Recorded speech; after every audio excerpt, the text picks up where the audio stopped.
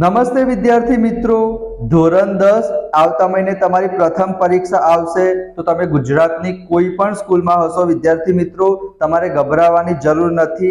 તમારા માટે એક સરસ મજાની આપણે પ્લેલિસ્ટ બનાવેલી છે. એમાં ગણિત અને વિજ્ઞાન પ્રશ્નો મોસ્ટ ઇમ્પોર્ટન્ટ જે તમારી પ્રથમ પરીક્ષામાં પૂછાશે સોલ્યુશન સાથે અપલોડ કરી દીધા છે. સામાજિક વિજ્ઞાન એના 3 ચેપ્ટર ઓલરેડી અપલોડ કરી દીધા છે. દર ચેપ્ટરમાંથી બધા જ ચેપ્ટરમાંથી 6 થી 7 મોસ્ટ ઇમ્પોર્ટન્ટ પ્રશ્ન હું તમારી સાથે શેર કરીશ. તો વિડીયોને લાઈક કરજો, ચેનલને સબસ્ક્રાઇબ કરજો, નોટિફિકેશન હમણાં જ ઓન કરી દો. આજે આપણે ચેપ્ટર નંબર 4 ના મોસ્ટ ઇમ્પોર્ટન્ટ પ્રશ્ન જોઈશું. બરાબર, તો સૌથી પહેલો પ્રશ્ન કયો છે? આ ચેપ્ટરમાંથી 3-4 માર્ક્સમાં પણ પૂછાશે. અહીંયા તમે પહેલો પ્રશ્ન જોઈ શકો છો. સિમ્પલ પૂછાય કે ભારતમાં વેદો કેટલા છે અને કયા કયા, એમની માહિતી પણ પૂછાઈ જાય. એ વિભાગ સી અને વિભાગ ડી માં પૂછાશે. તમે વિભાગ બી ના પણ જો બધા જ પ્રશ્ન જોઈ લેશો ને તો પણ શું થશે, વિભાગ સી વિભાગ ડી અડધો તો કવર થઈ જશે. તમે સ્ક્રીનશોટ લઈ લેજો. અહીંયા શું લખ્યું છે? ભારતના વેદો કેટલા છે, કયા કયા. તો થોડોક હું તમને અહીંયા ઉપર જતો રહું, તમે સ્ક્રીનશોટ લઈ લો. 4 વેદ છે: ઋગ્વેદ, યજુર્વેદ, સામવેદ, અથર્વવેદ. 2 માર્ક્સમાં પૂછાશે તો માત્ર એટલું જ પૂછાશે કેટલા છે અને કયા કયા, માત્ર નામ આપવાનું. પણ 4 માર્ક્સમાં પૂછાય અથવા તમને અલગથી કે ઋગ્વેદ વિશે માહિતી આપો 2 માર્ક્સમાં, તો તમે સ્ક્રીનશોટ લઈ લો કે જે ઋગ્વેદ છે એ સૌથી પ્રાચીનતમ, એનો મતલબ સૌથી જૂનો પૂછાય. તો ઋગ્વેદ 10 ભાગમાં વહેંચાયેલો છે. એની અંદર 1028 ઋચાઓ છે. એ દેવીને લગતી સ્તુતિઓ છે, યજ્ઞ પ્રસંગે કરવામાં આવતી હતી. બરાબર, ઉષા એટલે કે સવાર, એને સંબોધન કરતી ઘણી બધી સ્તુતિઓ છે. તો ઋગ્વેદ. યજુર્વેદ એમાં શું આવશે? બધા યજ્ઞના વિશે લખેલું છે. ગદ્ય અને પદ્ય જે આપણે ગુજરાતીમાં આવે છે તમને ખબર હશે. બરાબર, યજ્ઞની ક્રિયાવિધિ, યજ્ઞના મંત્રો, એ બધી વસ્તુ યજુર્વેદમાં છે. એના સિવાય સામવેદ અને અથર્વવેદ, એમાં પણ તમે અથર્વવેદમાં શું આવશે? કર્મકાંડો આવશે, સંસ્કારોનું વર્ણન કરેલું છે. માણસ મરી જશે એના પછી કયા શું કરવું શું ના કરવું એ બધી વસ્તુ. બરાબર, સામવેદને સંગીતની ગંગોત્રી કહેવાય, એ હેતુલક્ષીમાં પણ પૂછાઈ શકે છે. એના જે શ્લોકો રાગ અને લય સાથે ગાવામાં આવે છે, તો આ બધી વસ્તુ સામવેદની છે. તો તમે સ્ક્રીનશોટ લઈ લેજો કેટલા વેદો છે, કયા કયા, એના વિશે અલગથી 2 માર્ક્સમાં પૂછાઈ શકે છે. બરાબર, એના પછી આ પ્રશ્ન ઇમ્પોર્ટન્ટ નથી એટલો બધો, છતાં પણ મને લાગે છે અમુક સ્કૂલોમાં પૂછાઈ જાય. તો બૌદ્ધ સાહિત્યનો પરિચય, તો એ તમે સ્ક્રીનશોટ લઈ લેજો કે બૌદ્ધ સાહિત્ય પાલી ભાષામાં લખાયેલું છે. એ 3 ભાગમાં વહેંચાયેલું છે, જેને આપણે ત્રિપિટક કહીશું.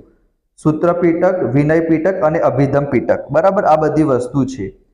એના પછી મોસ્ટ ઇમ્પોર્ટન્ટ પ્રશ્ન છે, આ એક સારો પ્રશ્ન છે, સંસ્કૃત વાળો. સંસ્કૃતના 2 પ્રશ્ન છે, એક તો ગુપ્ત યુગનું સંસ્કૃત સાહિત્ય અને એના પછી મધ્ય યુગનું સંસ્કૃત સાહિત્ય. બરાબર, આ બંને મોસ્ટ ઇમ્પોર્ટન્ટ છે અને આનામાંથી હેતુલક્ષીમાં પણ ઘણું બધું પૂછાઈ શકે છે.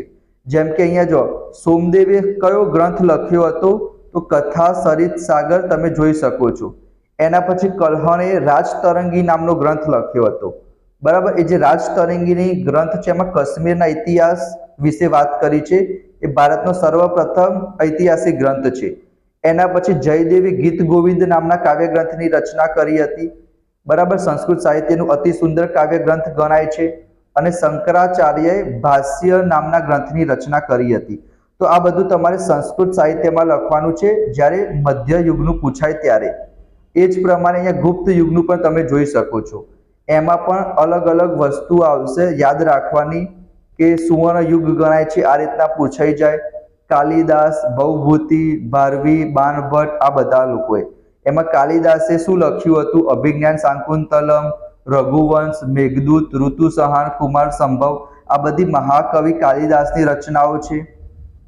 એના સિવાય અહીંયા બાણભટ્ટે હર્ષચરિત, કાદંબરી. બરાબર, આ બધી વસ્તુ તમે અલગ અલગ સાહિત્ય લખેલા છે, આ બધે તમારે યાદ રાખવા પડે. બરાબર,